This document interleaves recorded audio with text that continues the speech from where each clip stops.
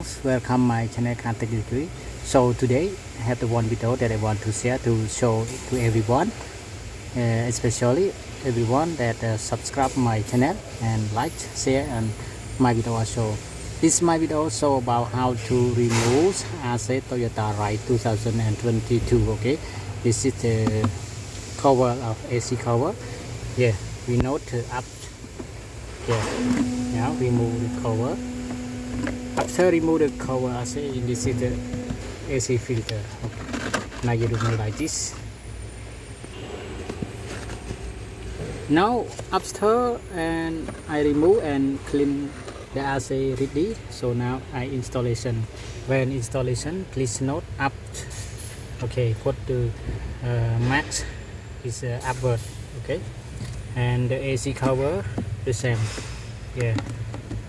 When install the AC cover is marked to upward, upward. Okay, it's right. Okay, thank you for watching this video. Good luck. Please subscribe my channel.